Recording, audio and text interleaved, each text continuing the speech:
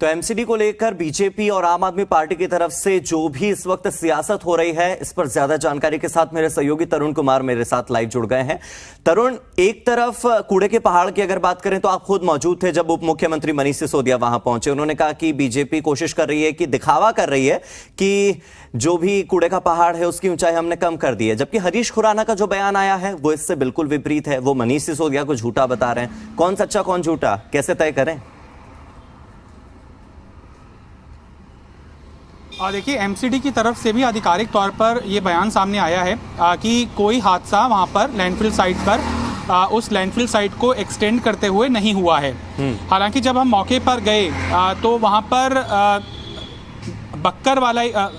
बकरे की मार्केट है, माफ़ कीजिएगा जी, वो एडजेसेंट है कूड़े के पहाड़ के, और विजिबली एस्टेब्लिश हो रहा था कि एक वहाँ पर पोल गिरा था जो लाइट का बहुत बड़ा पोल था, और उस पोल के गिरने से दीवार ढह गई, और वहाँ पर चूंकि जब मार्केट फंक्शनल होती है तो उस दीवार से सटकर भी कारोबार होता है वहाँ पर, लिहाजा वहाँ पर हादसा तो हुआ है।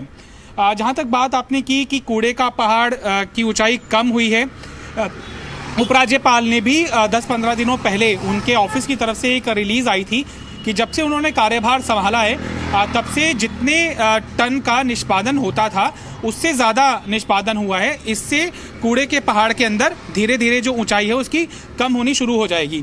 और उपराज्यपाल ने तो वेस्ट टू एनर्जी प्लांट का जब उद्घाटन करने के लिए केंद्रीय गृह मंत्री अमित शाह जी गए थे तो वहाँ पर भी उन्होंने एक बड़ा वादा किया था कि अगले 1.5 सालों से दिल्ली वालों को इन बड़े बड़े लैंडफिल साइट से पूरी तरह से निजात मिल जाएगी।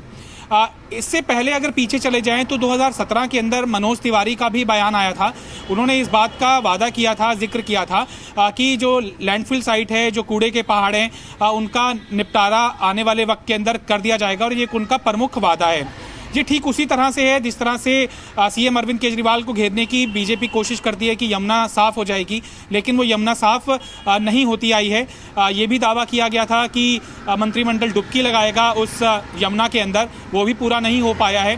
2013 की बात क्या करें, पहले की अगर बात कर ले तो शीला सरकार जब फंक्शन में थी तब भी इस तरह के वादे चुनावों के वक्त किए जाते थे कि यमुना को साफ कर दिया जाएगा, लेकिन यमुना के हालात क्या हैं बिल्कुल तरुण। और कूड़े के पहाड़ से हम यमुना के जो प्रदूषण है वहां तक पहुंचे हैं, तो हम क्यों ना वायु प्रदूषण पे भी बात कर ही लें, क्योंकि उस पर भी आम आदमी पार्टी की सरकार ने कोई काम नहीं किया है। इस तरह की बातें सामने आ रही है। मीनाक्षी लेकिन एक प्रेस कॉन्फ्रेंस की है और वो कह रही है कि पॉलिटिकल टूरिस्ट बन गए हैं अरविंद केजरीवाल। इस तरह की एक संज्ञा दे देना पॉलिटिकल टूरिस्ट की, कह देना कि ये तो पार्ट टाइम मुख्यमंत्री हैं, इस तरह के आरोप लग जाना, इस पर आप क्या कहेंगे?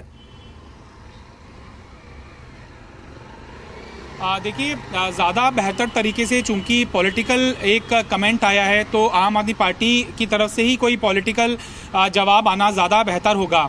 जहाँ तक पॉलिटिकल टूरिज्म का बात है, ऐसा पहली बार नहीं हुआ है जब आम आदमी पार्टी के संयोजक को इस तरह के आरोप झेलने पड़े हों। पंजाब इलेक्शन हो, चाहे वो 2013 के बाद 49 दिन की सरकार से इस्तीफा देकर वाराणसी से चुनाव लड़ने के लिए सीएम अरविंद केजरीवाल गए थे, तब भी उनके ऊपर आरोप लगा था। वो इतने ज़्यादा महत्वाकांक्षी हो गए, अपने आप को राष्ट्रीय स्तर की पार्टी बनाना चाहते हैं, लिहाजा दिल्ली को उन्होंने छोड़ दिया है अपने बदहाली के ऊपर।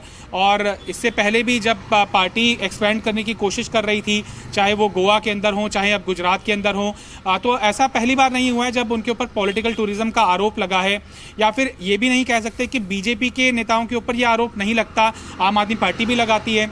जब गौतम गंभीर क्रिकेट की कमेंट्री कर रहे होते हैं और उनके लोकसभा क्षेत्र के अंदर ही गाजीपुर लैंडफिल साइट आता है और वहाँ पर हादसा हो जाता है, तो पैरेलल हैंड के ऊपर उनकी कमेंट्री चल रही होती है और दूसरी तरफ बदहाल तस्वीरें कूड़े के पहाड़ से हादसा होने की आती हैं। तो ये पॉलिटिक्स में काउंटर एलिगेशन लगते रहते हैं।